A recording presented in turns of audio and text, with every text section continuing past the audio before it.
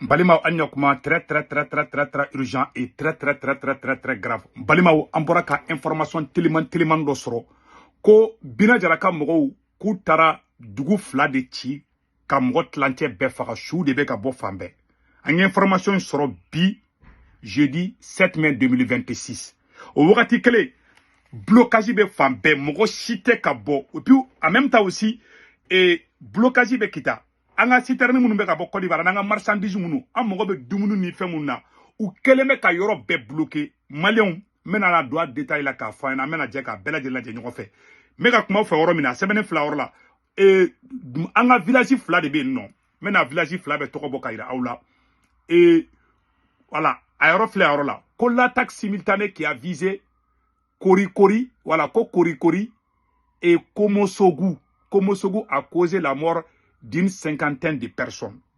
Oya chou ma ban folo de chou de beka bo fambe angeno information soro dogono dugula wati ke lambe ka kuma ofa oromina blocage ba de be Côte d'Ivoire fana frontière en fan nous fait en même temps aussi ko binaka mogo goshi la de awa mogo ndi ko ni tloma gele ki be fedro ku be bere de kala ki goshi sisa mogo be kata sema ka pasi ko fe ko dugu do libérer la ko mogo ka srata na utara bo attaquer Binaka mogo nou Mali armée naturelle ubo yoro bla avec armée kono ko yoro libéré la uba fuga viromanu nyana ko yoro libéré la viromanu yere ni viromanu mi aseba ka pasi ka ko yoro libéré aya fo ka tigere ka mobilita ka taray o ye galon tege ka sebu ka pasi ka ko kita sera libéré la tiente de mena mogo yere be ka boka video ke aw na nga janga nyor la je folo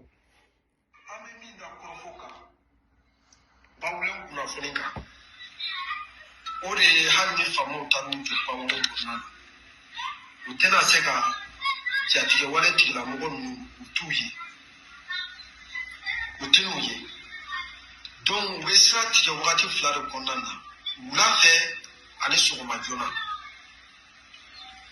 donc fo faamaw yɛrɛ de k'u sigi panko kɔnɔna na a y'a lamɛn dɛ walasa maliyɛnw ka se ka kɛmɛ n'o tɛ sira tigɛlen don panko sira tigɛlen don an bɛ min fɔ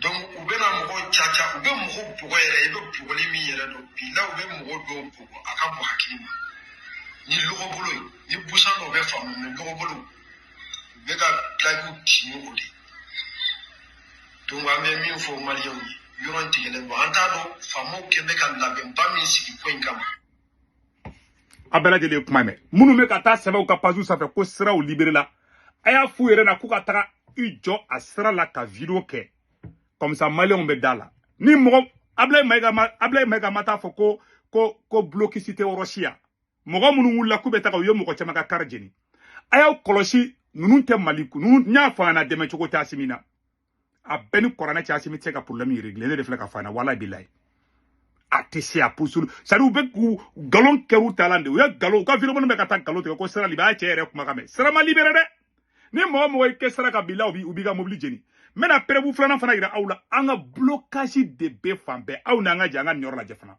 À la sortie d'Abidjan, en Côte d'Ivoire, des dizaines de camions à l'arrêt. a y'a lamɛn dɛ. Cela fait près de 2 semaines que ces transporteurs routiers attendent de pouvoir prendre la route vers Bamako. bɛɛ lajɛlen ka La lamɛn. plupart refusent de partir tant que le trajet n'est pas sûr. La mobilité surtout, on peut dire qu'il n'y en a même pas.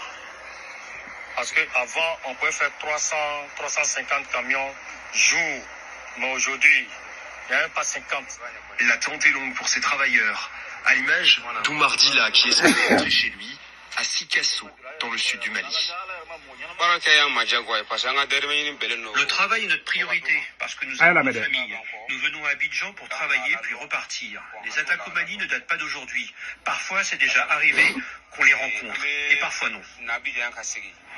Un trafic routier fortement perturbé depuis les attaques du 25 avril. Et déjà au ralenti depuis le blocus imposé par les djihadistes du JNIM, qui interceptent et incendient des camions. La route vers Bamako est devenue un piège. Alors ces transporteurs demandent des garanties de sécurité. Voilà, vous voyez, nous sommes ici au parking des paysages. Vous allez voir que les camions sont garés. Pour la plupart, qui ne veulent pas prendre la route parce qu'ils ne savent pas dans quelles conditions ils vont aller se retrouver devant. Voilà. Ils préfèrent rester. On a des camions qui sont brûlés. Même ce matin, on en a vu. Voilà. Ils ont été calcinés totalement. Voilà. Donc, pas eu de perte en vie humaine, certes, mais vraiment, c'est déplorable. Le trafic routier reste essentiel pour l'économie malienne, car la Côte d'Ivoire est le principal fournisseur de Bamako en carburant, en riz ou encore en sucre. Voilà. Abela Jelane.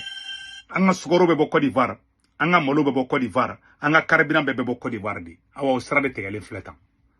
Ni mogon be seta dumuni chama sa kabla ga sokono. Ne be conseil di bema. Beka dumuni san. Ni malo yani malo ga ban sugu la eta malo sa. Billahi mbeka tiende fawena. Aw ku ka dingi. Do ba fo segu tungara ban jateke. Ne a fo wati na ngube feka Bamako atake dogo ko ne bu jateke. Tiens mandi de tiens farafin chama be tiens utanadi. Mais anga son tiens ma tiens de belaban. Wallahi billahi. Donc a ora sebene fla ora la. Et puis kita fana tukuni kongo be ni ga mogo faka kita wallahi kongo be ni ga mogo faka anga janga nyor laje. Ah ouais. Non ni kita de da. La kongo be nga mogo faka. Dare nyene mogo maga dundu te wana jo mudu te se kona yede jamala. Onyo mudu te se ra sama be kongo ni nga mogo faka billahi ko sra te gele. Egala jaban. Kamu ko dane pampe pasanji de ka bule kana tumun ka mate warti dogo jimno bi dora dere ni ka banaya ne to la wallahi kamu ko dane abala jele ne sande on est kitadi mogo be arande la dumuni ko ni fauna anye feno anye vocal do fana soro banjakara ataki ko ka aw ne anga janga la men nyomo fe groupe gina doko muganduru kuna funi da aw maka débat ko accord ayala me et Kunungu, le 6 mai 2026, attaque Munkera et Kurkuri, anga débat bina odeka. Dugu de Chile, flagata dugu chi tukula. Et Kurkuri, Gumusugu. Kunungu attaque na tieni kira kusebe. Ayala mede.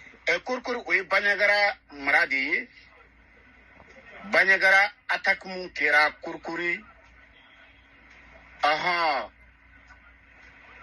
Gumusugu aye chini badeke aramede doko ma biduru de fagara doko bisaba doko muganduru mari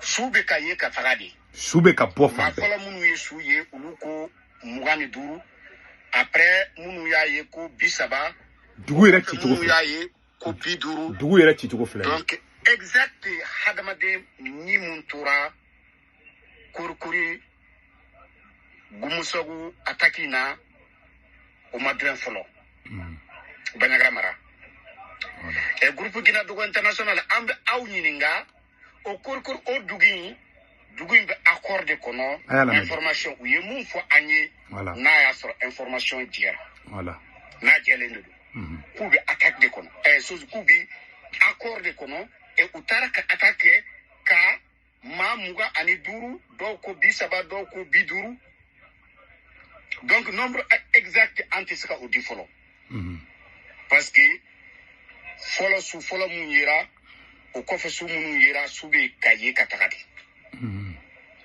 grupo gina dogo international ambe aw nyininga dogono dugu chama mbi accord la attaque keranyeno o dugu folo yi subandai voilà subanda tumbe accord kono attaque kerafo ma keme ani maduru ni tura ala jalasogu tumbe accord la jalasogu o tarafo dɔw ko mɔgɔ 500 dɔw ko mɔgɔ 100 dunaw ni dugudenw dɔw ka su yera après u ye nombre di ka tɛmɛ kalo 1 kalo 2 dɔw ka su yera kungo kɔnɔ groupe Guinadogo international est-ce que mun de bɛ Mali kisi mun de bɛ pays dogon kisi nin ko in na minnu bɛ accord la olu ma kisi minnu tɛ accord la u ma kisi bon quand on taga accord la wati mina amarabaga unale ko anga taga accord la voilà minnu bɛ Assimi Goïta minnu bɛ accord la olu de bɛ ka faga voilà bari dugu jamana bi jamana tigiw de bolo voilà amarabaga wati dɔw nin ta an t'a dɔn dɛ yɔrɔ dɔw ta ni faamaw tɛmɛna o dugu in na u bɛna o dugu in pourquoi ko faamaw sen donna o dugu in na voilà abala jele ni ko be ni be sa donc ni be akor ka conséquence di anga be do nga jamana ne be mu ngani fo wala solution ta asimi bulu be mu fo nga kuma la ba mu nye mali sora su na be sa asimi genga boy wallahi bilate si ni malon sigile ne be ko asimi mena ni espoir yi baba be nya fi hen asimi tisi munango asimi tisi meno fana video fana ke wallahi billahi na asimi sana ile soro fanga ngono okoro nete halalai na asimi sana ile soro fanga ngono ka mali bla poena na asimi ake na tungara de kare kuna ka fogo nyama de ntatofle metla ko fana jabi di video dola nte fe video ka janya video kungurun de kadinya kambe